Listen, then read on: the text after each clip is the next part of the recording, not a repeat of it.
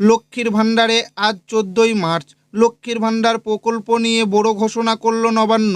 রাজ্যের মহিলাদের উন্নয়নের জন্য মুখ্যমন্ত্রী মমতা বন্দ্যোপাধ্যায় 2021 সালে লক্ষ্মীর ভাণ্ডার প্রকল্প শুরু করেন। বর্তমানে লক্ষ্মীর ভাণ্ডার প্রকল্পে মহিলারা প্রতি মাসে 1500 ও 1700 টাকা করে পাচ্ছেন।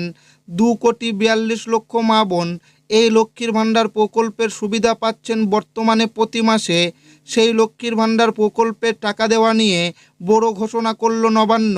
লক্ষ্মীর ভাণ্ডার প্রকল্পের 1500 ও 1700 টাকা পেতে হলে এখন লক্ষ্মীর ভাণ্ডার প্রকল্পের নতুন কিছু নিয়ম মেনে চলতে হবে।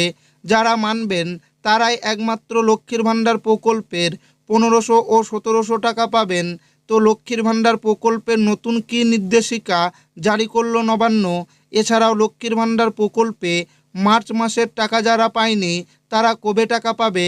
এছাড়াও বৃদ্ধ বিধবা প্রতিবন্ধী ভাতা প্রকল্পে মার্চ মাসের টাকা যারা পায়নি তারা কবে টাকা পাবে?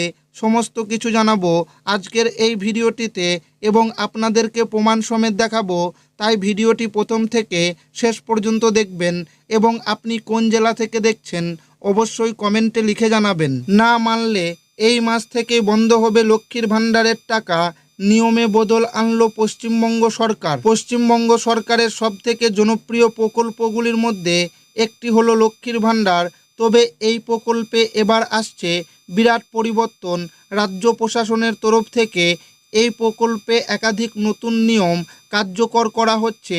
সরকারি সূত্রে খবর, এই নিয়মগুলি না মানলে চলতি মাস থেকে উপভোক্তার অ্যাকাউন্টে টাকা ঢোকা বন্ধ হয়ে যেতে পারে। রাজ্যের বিপুল সংখ্যক মহিলার আর্থিক সহায়তার জন্য এই প্রকল্পের স্বচ্ছতা বজায় রাখার জন্যই বড়সড় পদক্ষেপ নিচ্ছে প্রশাসন। পশ্চিমবঙ্গ সরকারের সবথেকে জনপ্রিয় প্রকল্পগুলির মধ্যে একটি হলো এই লক্ষ্মীর ভাণ্ডার।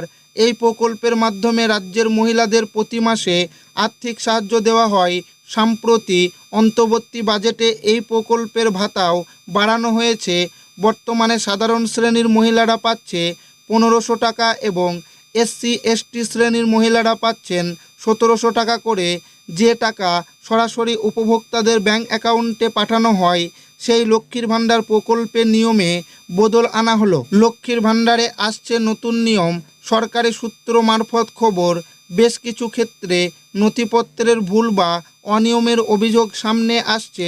কেউ কেউ নিয়ম বহির্ভূতভাবে প্রকল্পের সুবিধা নিচ্ছেন।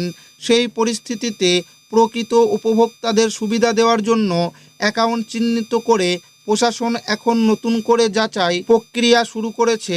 জানা যাচ্ছে নতুন নিয়ম অনুযায়ী ব্যাংক অ্যাকাউন্টের সঙ্গে আধার কার্ড সংযুক্ত থাকা বাধ্যতামূলক। যে সমস্ত উপভোক্তার অ্যাকাউন্ট আধারের সঙ্গে লিঙ্ক করানো নেই তাদের ভাতা পাঠানো বন্ধ হয়ে যেতে পারে। তাই দ্রুত ব্যাংকে গিয়ে আধার লিঙ্ক করে নেওয়া সবথেকে বুদ্ধিমানের কাজ হবে। এদিকে আরও একটু গুরুত্বপূর্ণ পরিবর্তন হলো ব্যাংক অ্যাকাউন্ট সংক্রান্ত নিয়ম। এখন থেকে লক্ষ্মীর ভাণ্ডারের টাকা শুধুমাত্র উপভোক্তাদের নিজের নামে থাকা একক অ্যাকাউন্টের সিঙ্গেল অ্যাকাউন্ট ক্ষেত্রে ঢুকবে। যৌথ অ্যাকাউন্ট বা জয়েন্ট অ্যাকাউন্টে লক্ষ্মীর ভাণ্ডারের টাকা দেওয়া হবে না। তাই প্রয়োজনে নিজের নামে আলাদা ব্যাংক অ্যাকাউন্ট খুলে নেওয়ায় পরামর্শ দিয়েছে রাজ্যর প্রশাসন। এছাড়াও এই প্রকল্পে আবেদন করার জন্য বয়সের নির্দিষ্ট সীমা রয়েছে। আবেদনকারীর বয়স হতে হবে অবশ্যই 25 বছর থেকে 60 বছরের মধ্যে। কিন্তু বয়স 60 বছর পেরিয়ে গেলে তিনি আর এই প্রকল্পের আওতায় সুবিধা পাবেন না। সেক্ষেত্রে তাকে বার্ধক্য ভাতা সুবিধা দেওয়া হবে। তাই যদি বয়সজনিত কারচুরি করা হয় তাহলে এই প্রকল্পের ভাতা আর মিলবে না। প্রশাসনের তরফ থেকে স্পষ্ট জানানো হয়েছে, আবেদনপত্রে ভুল তথ্য দিলে বা নথিপত্রে অসঙ্গতি থাকলে অ্যাকাউন্ট বাতিল হয়ে যেতে পারে। বিশেষ করে যদি আবেদনকারী বা তার পরিবারের কেউ স্থায়ী সরকারি চাকরি করেন বা সরকারি পেনশন পান, সেক্ষেত্রে এই প্রকল্পের আওতায় ভাতা পাওয়া যাবে না।